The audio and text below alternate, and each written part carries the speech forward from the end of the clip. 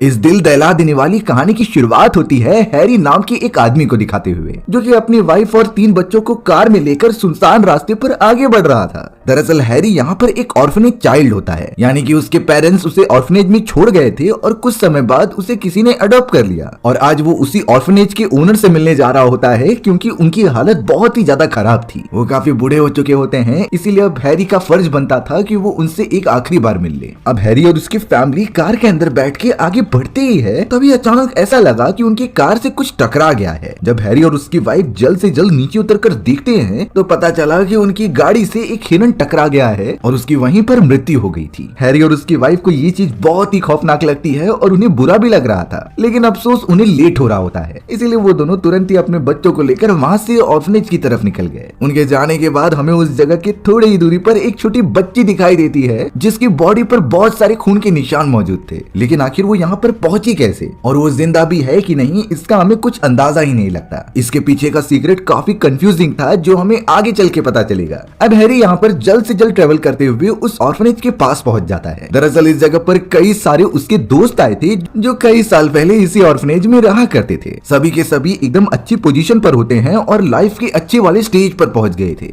लेकिन उस ऑर्फनेज में कुछ लोग ऐसे भी थे जो अब तक अडॉप्ट नहीं हो पाए थे। सारे लोग एक दूसरे से मिलकर गले लगते हैं और अपनी दुख सुख की बातें करते हैं। इतने सालों बाद जब वो सभी एकजुट हो रहे थे तो उनके अंदर एक अलग ही एक्साइटमेंट था, क्योंकि उन्होंने अपना पूरा बचपन एक साथ ही गुजारा है विदाउट एनी पेरेंट्स, और अब वो खुद अपनी फैमिली बना रहे हैं, तो ये उनके लिए सबसे बड़ी बात है। उन सभी में से जो लोग अडॉप्ट नहीं हुए थे उनमें से एक का नाम रेन होता है। रेन तो अब इतने सालों बाद अपने दोस्तों को ऑर्फनेज दिखाती है और उन्हें रहने का इंतजाम कराती है। रेन ये भी बता रही थी कि मुझे विश्वास है कि मेरी मदर मुझे वापस लेने आएगी, जबकि बाकी लोगों को कंफर्म पता था कि ऐसा नहीं होने वाला, लेकिन वो रेन के अंदर एक होप को तोड़ना नहीं चाहते थे। अब यहाँ पर हमें हैरी के बेटे हैकी को दिखाया जाता है। हैकी लगातार ट्रेवल करते हुए एक कमरे के पास पहुंच गया जो पूरी तरीके से बंद था। हालांकि वो उसे खोलने की कोशिश करता है, लेकिन वो खुलता ही नहीं। थोड़े समय में रेन वहाँ पर आकर हैकी को रोकती है कि तुम आज के बाद इस कमरे को ओपन करने की कोशिश मत करना। वो उसके बारे में सच्चाई बताने लगी कि कुछ साल पहले यहाँ पर एक केयर टेकर हुआ करती थी। उसे ऐसा लगने लगा कि किसी एक ऑर्फनेज चाइल्ड के ऊपर किसी बुरी आत्मा ने कब्जा कर लिया है। हालांकि उसकी बात पर ज्यादा किसी ने भरोसा नहीं किया और अचानक से केयर टेकर जिस लड़की पर शक किया करती थी वो कहीं गायब हो गई। सभी को यही लगने लगा कि इस केयर टेकर ने ही उस लड़की को जान से मार दिया है और धीरे धीरे उस केयर टेकर का बिहेवियर भी काफी एग्रेसिव हो गया। और यही रीजन था कि ऑर्फनेज के मैनेजर्स ने उस केयर टेकर को इसी कमरे में बहुत समय तक बंद रखा। हालांकि वो केयर टेकर लगातार चिल्लाती रही कि मुझे बाहर निकालो। उसने दरवाजे पर अपना सर पटक पटक कर जान ली थी। केयर टेकर ने तो इसी ऑर्फनेज के आसपास उसकी डेड बॉडी को दफनाया है और तब से इस कमरे के अंदर कोई भी नहीं इंटर करता। रेन तो हैकी को लेकर वहाँ से बाकी लोगों के पास चली जाती है। अब यहाँ बाहर की तरफ हैरी और बाकी सारे लोग डिनर बनाने के लिए आ गए होते हैं। वो सभी सारा सामान इकट्ठा कर रहे थे ताकि सारे लोग बैठकर एंजॉय कर सकें,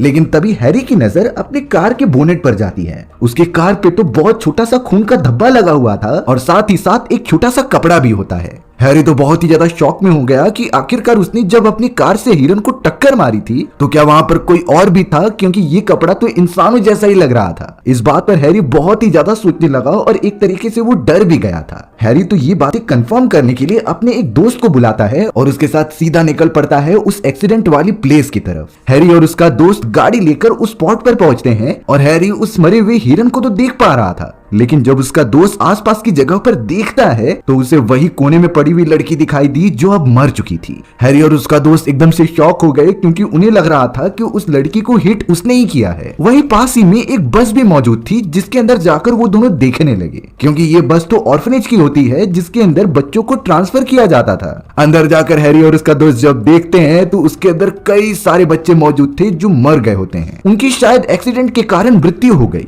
लेकिन जब उनके चेहरे को ध्यान से देखा गया तब पता चलता है कि किसी ने इन्हें बुरी तरीके से मारा है। ये सारा सीन एकदम खौफनाक था, जिसकी वजह से हैरी और उसका दोस्त काफी डर जाते हैं। आखिरकार इतने सारे ऑर्फनेज बच्चों को कौन मारेगा, वो भी इतनी बुरी तरीके से। हैरी को लगा कि उन्हें पुलिस वालों को कॉल करना चाहिए, इसीलिए वो नंबर डायल करने लगा, लेकिन नेटवर्क वहाँ बिल्कुल भी नहीं था। अब कॉल यहाँ पर ना कनेक्ट हो पाने के कारण वो सोच में पड़ जाता है कि आखिर वो इस सिचुएशन में क्या करे। तभी हैरी का दोस्त उसे सलाह देता है कि हमें ऑर्फनेज जाना चाहिए उस मरी हुई लड़की को लेकर जिसे कि तुमने कार से ठोकर मारी है, जिससे कि हम सभी को ये बता सके कि आखिरकार यहाँ पर हुआ क्या। हैरी भी इस बात से राजी हो जाता है, इसीलिए सीधा वो उस लड़की की डेड बॉडी को लेकर अपने ऑर्फनेज आ गया। अब यहाँ ऑर्फनेज में उनकी मुलाकात जैक नाम के उनके एक फ्रेंड से होती है। जैक तो उन दोनों से सारी बातें पूछने लगा कि आखिरकार तुम इतनी रात को कहां पर गए थे। तब जाकर हैरी और उसका साथी कार में पड़ी हुई उस लड़की की डेड बॉडी को दिखाता है, जिससे कि गलती से उसने अपनी कार से ठोकर मार दी थी। जैक तो ये देखकर बहुत ही ज्यादा चौंक गया कि आखिर ये तुमने क्या कर दिया। लेकिन अब हैरी और उसके साथी ये भी बता रहे थे कि हमने वहां पर एक बस भी देखी है जिसके अंदर कई सारे ऑर्फनेज बच्चे मर चुके थे।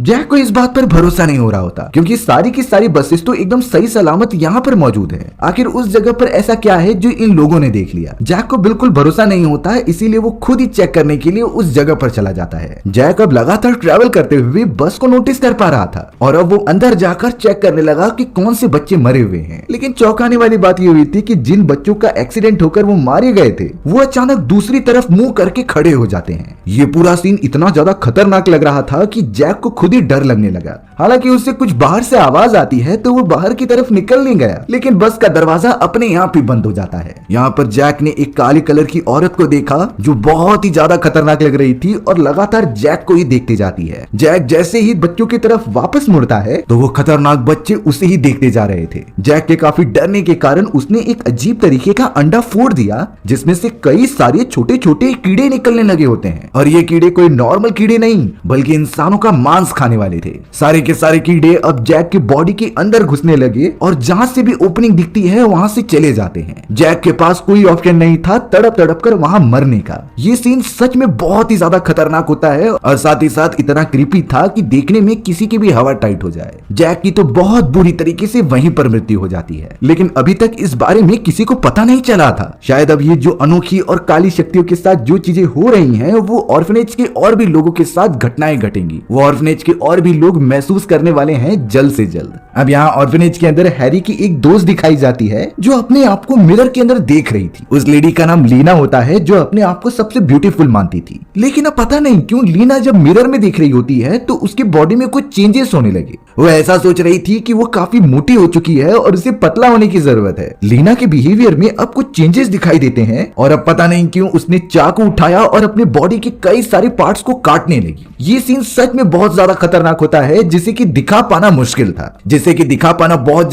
था क्योंकि ये डिस्टर्बिंग है। वहीं दूसरी तरफ एक और लेडी मौजूद थी जो अपने बेड पर बैठ के काम कर रही होती है। तभी अचानक उसके ऊपर से कुछ कीड़े गिर रहे थे और वही कीड़े उस लेडी के बॉडी के अंदर चले जाते हैं, जिससे कि उसकी तबीयत काफी ज्यादा खराब होने लगी। थोड़े समय में वहां लीना का हस्बैंड आ जाता है, जिसने कि जब अपनी वाइफ की ये हालत देखी तो वो उसके ऊपर बोलने लगा कि आखिर ये तुमने क्या कर दिया। तब जाकर लीना होश में आती है और उसे एहसास होता है कि उसकी बॉडी ऑर्गन्स कट चुके हैं। वो तो वहीं पर बेहोश हो गई, जिसके बाद उसका हस्बैंड उसे लेकर जाने लगा। दूसरी लेडी जिसके बॉडी में वो सारे कीड़े गए होते हैं वो तो अचानक से सभी के सामने आकर खून की उल्टियां करने लगी। सभी के सभी कीड़े बाहर तो निकल गए थे, लेकिन जो कीड़े अभी भी बॉडी में होते हैं वो काफी डिस्टर्ब कर रहे थे। वो सारे कीड़े हर बॉडी के ऑर्गन्स के अंदर घुस गए होते हैं जो काफी नुकसान पहुंचाते हैं। जब ये बातें हैरी और उसके दोस्तों को पता चली तो वो तुरंत ही गाड़ी निकालते हैं और दोनों लेडीज को हॉस्पिटल लेकर चले जाते हैं। हालांकि इस समय रात हो रही थी, लेकिन उन्हें इमरजेंसी है तो जाना ही पड़ेगा। अब वो सब ऑर्फनेज से निकलते तो हैं, लेकिन कुछ देर बाद पता चला कि वो घूम फिर कर उसी रास्ते पर आ चुके हैं। एक तरीके से ये एक लूप बन चुका था कि जिसमें वो जहां भी जाए घूम फिर कर उसी जगह पर आ जाते। हैरी का दिमाग चकराने लगा क्योंकि उसे ऐसा लग रहा था कि ये सीन उसने पहले भी देखा है। तब जाकर हैरी एक सच्चाई रिवील करता है। उसे लगने लगा कि कई साल पहले जिस केयरटेकर को उन लोगों ने दफना दिया था वो आज भी उनसे बदला ले रही है। दरअसल हैरी और उसके दोस्त जब ऑर्फनेज में रहा करते थे तभी वो केयरटेकर भी मौजूद होती है जो बुरे काम किया करती।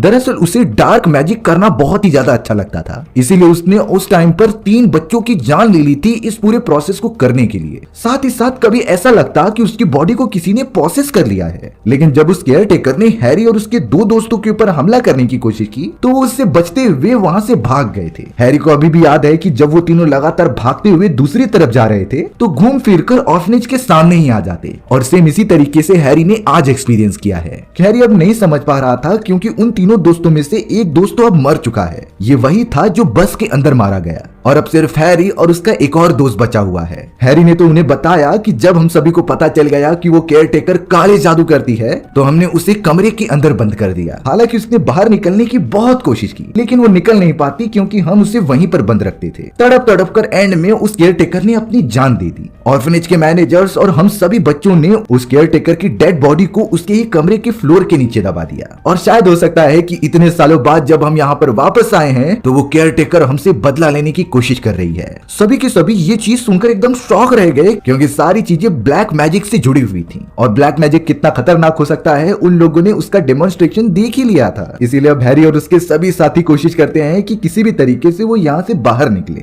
क्योंकि अब वो खतरनाक केयर टेकर की आत्मा उनसे बदला लेकर ही रहेगी। अब हमें यहाँ ऑर्फनेज के अंदर हैरी का बड़ा बेटा दिखाया जाता है जिसका नाम सैंडी था। सैंडी भी पता नहीं क्यों किसी चीज से पॉसेस हो जाता है और अब उसने जानबूझकर किसी नुकीली मशीन को अपने मुंह में डालना स्टार्ट कर दिया था। उसका तो अपनी बॉडी पर बिल्कुल भी कंट्रोल ही नहीं होता। हमें हैरी के छोटे बेटे हैकी को भी दिखाया गया। हैकी हमेशा की तरह मजेदार टीवी शो देख रहा था, लेकिन तभी अचानक एक हॉरर चैनल चालू हो जाता है। टीवी के अंदर तो एक बहुत ही खतरनाक चुड़ैल दिखाई दे रही होती है जो धीरे धीरे आगे बढ़ रही थी, पर अब रियलिटी में वो टीवी के ऊपर से झांकने लगी। हैकी ये सारी चीज देखकर काफी डर जाता है और वहां से भागने लगता है अपने भाई के पास। लेकिन सैंडी तो पहले से ही किसी से पॉसेस था और अपने आप को चोट पहुंचा रहा था। सैंडी ने तो पास में ही रखी हुई एक गन उठाई और सीधा फायर कर दिया अपने छोटे भाई की तरफ। हालांकि इससे हैकी को कुछ नहीं होता क्योंकि वो गन रियल नहीं होती, बल्कि उससे पंछियों को शूट किया जाता था। लेकिन हैकी को काफी चोट लगती है। अब यहाँ हैरी, उसकी वाइफ और सारे लोग गाड़ी लेकर वापस ऑर्फनेज में आ जाते हैं। हैरी की वाइफ सबसे पहले अपने बेटों को ढूंढ रही थी जो उसे कहीं नहीं दिखाई देते। हैरी की वाइफ काफी परेशान हो गई और अब ट्रैवल करते हुए उसी ओनर के पास आ जाती है जो कि बहुत ही ज्यादा बीमार था। ऑर्फनेज के बेड के नीचे देखने के बाद भी उसे हैकी और सैंडी नहीं मिलते, लेकिन उसे एक संदूक मिल गया था जिसमें कुछ फोटोग्राफ्स होते हैं। फोटोग्राफ्स को देखने के बाद हैरी की वाइफ को एक सच्चाई पता चली कि ये जो ओनर बीमार पड़ा हुआ है वो बहुत ही गंदा आदमी है। कई समय पहले ये ऑर्फनेज में रहने वाली लड़कियों के साथ गलत काम किया करता था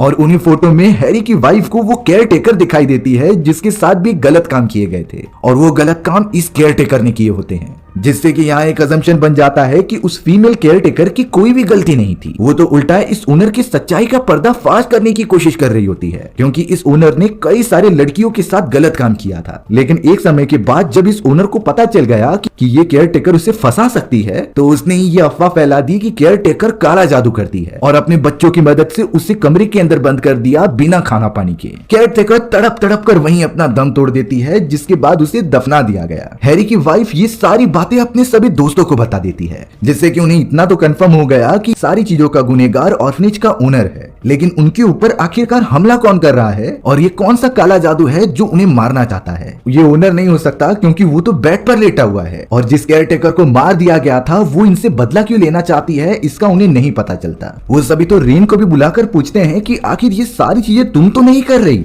लेकिन रेन इसका जवाब देती है कि ये सारी पोजीशन तो मेरे साथ भी हो रहे हैं, आखिर मैं तुम्हें चोट क्यों पहुंचाऊंगी। अब थोड़े समय में यहाँ पर वो लड़की जिसे कि हैरी अपने साथ लेकर आया था वो जग जाती है और धीरे धीरे आगे बढ़ने लगती है। सभी को लगने लगा था कि ये लड़की मर चुकी है, पर ये तो जिंदा है। हैरी और उसकी वाइफ जल्द से जल्द उस लड़की की ट्रीटमेंट करते हैं और उससे पूछते हैं कि आखिर तुम्हारे साथ हुआ क्या था। वो लड़की अब सारी बातें बताने लगी कि कैसे उनके साथ ये सारी चीजें हुई। दरअसल वो सारे बच्चे ऑर्फनेज से कहीं फॉरेस्ट की तरफ जा रहे थे पिकनिक मनाने के लिए। हालांकि आधे रास्ते तक तो वो सब ठीक थे, लेकिन अचानक उनकी बस के अंदर एक ब्लैक औरत आ गई जिसने की अजीब तरीके के स्पेल्स पढ़ना स्टार्ट कर दिया। और ये स्पेल और कुछ नहीं बल्कि काला जादू होते हैं। जिन जिन बच्चों ने ये स्पेल सुने वो आउट ऑफ कंट्रोल होकर अपना सर पटकने लगे, जैसे कि वो लेडी कहना चाहती है कि सारे बच्चे मारे जाएं। बच्चे खुद के कंट्रोल में ही नहीं थे और वो लड़की भी उसी बस में मौजूद थी, लेकिन उसने अपने कानों में हेडफोन लगा लिया जिससे कि वो स्पेल्स नहीं सुन पाती और वहां से बचकर भाग जाती है। लेकिन जब वो रोड पर आई तो हैरी की कार ने उसे ठोकर मार दिया था। अच्छी बात तो ये हो गई कि उसे सिर्फ थोड़ा सा डैमेज हुआ था। अब यहाँ उन सभी को पता करना था कि आखिर वो ब्लैक औरत कौन थी जिसने की ये सारी चीजें की हैं। यहाँ पर हैरी को काफी गिल्टी फील हो रहा था क्योंकि उसने बचपन में उस ओनर के कहने की वजह से केयर टेकर को बंद कर दिया। हैरी बहुत ही ज्यादा गुस्से में ओनर के पास जाता है और उसका गला पकड़ के दबाने लगता है क्योंकि सारी चीजें उसकी वजह से हुई हैं। वो तो ओनर को मार भी देता,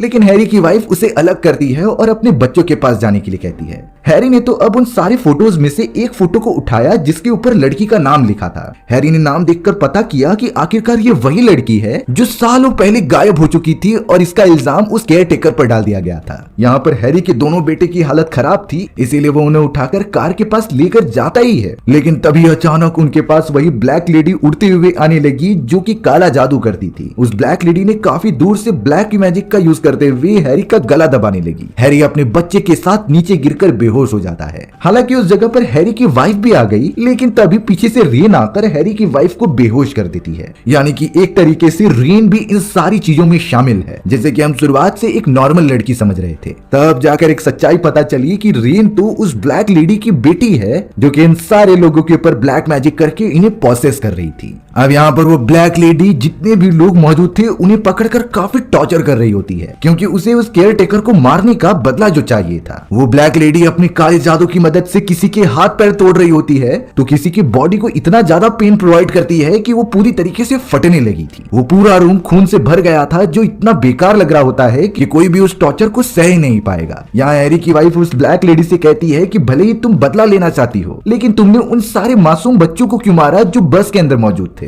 तब जाकर वो ब्लैक लेडी कह रही थी कि मैंने मार दिया तो ये अच्छा ही काम हुआ, नहीं तो उन सारे गरीब और ऑर्फनेज बच्चों के साथ भी वही गंदी चीजें होती जो कि मेरे और उस केयर टेकर के साथ हुई थी। यानी एक तरीके से वो ब्लैक लेडी पूरी तरीके से पागल हो चुकी है बदले की भावना में। वो तो अब यहाँ पर हैरी की वाइफ से ये कहती है कि तुम्हारे हस्बैंड ने भी ये गुनाह किया है, लेकिन अगर तुम उसे जान से मार दो तो मैं तुम्हें और तुम्हारे बच्चे को जाने दूंगी। हालांकि हैरी की वाइफ ने ऐसा बहुत बार सोचा, लेकिन वह ऐसा नहीं कर पाती। तभी अचानक हैरी का छोटा बेटा है कि एक चाकू लेकर आके उस ब्लैक लेडी को मार देता है। इससे उस ब्लैक लेडी को कुछ हुआ तो नहीं, लेकिन हैरी की मदर पहले से तैयार थी। उसने दूसरे हथियार की मदद से उस लेडी का गला ही काट दिया। हालांकि इससे लग रहा था कि उन्होंने ब्लैक लेडी को मार दिया, पर वो ब्लैक लेडी अपने सर को उठाकर वापस जोड़ लेती है, जैसे कि वो पूरी तरीके से अमर हो चुकी हो। अब वो बढ़ रही थी आगे उन सभी को मारने के लिए, पर अब हैरी की वाइफ इस तरीके से अपने फैमिली को खत्म होते हुए नहीं देख सकती। उसने तुरंत ही पास में जली हुई एक कैंडल उठाई और उस लेडी के ऊपर फेंक दिया। यहाँ जाकर पता चलता है कि उस ब्लैक लेडी की कमजोरी ये सारी आग है जो उसे पूरी तरीके से जलाकर राख करने लग जाती है। हैरी अपने सारे दोस्तों को इकट्ठा करता है और वहां से बाहर निकलने की तैयारी करता है। उन्होंने तो जानबूझकर ओनर को वहीं पर छोड़ दिया था ताकि उसे अपने किए की सजा मिले। देखते ही देखते ब्लैक लेडी के साथ ओनर भी मारा गया और वो पूरा घर ही जलकर राख हो गया। कुछ समय के बाद सारी चीजें ठीक हो जाती हैं और उन सभी का अच्छी तरीके से ट्रीटमेंट भी किया गया। अब हमें यहाँ पर हैरी की वाइफ दिखाई गई जो अपने छोटे बेटे को स्कूल से पिक कर रही होती है, पर तभी उसे अपनी कार के मिरर में उसी ब्लैक लेडी की परछाई दिखाई दी जो कि उतरकर वापस से देखने लगी, पर वो ब्लैक लेडी वहां से गायब हो चुकी थी और हमारी ये डरा देने वाली कहानी यहीं खत्म हो जाती है। सो व्यूअर्स, आपको ये स्टोरी कैसी लगी कमेंट सेक्शन में बताना भूलना मत। और अगर आपको मेरा एक्सप्लेनेशन 1% भी अच्छा लगा होगा ना, तो वीडियो को लाइक एंड चैनल को सब्सक्राइब जरूर कर देना। मिलते हैं इसी तरीके की मजेदार वीडियोस में, तब तक के लिए बाय बाय।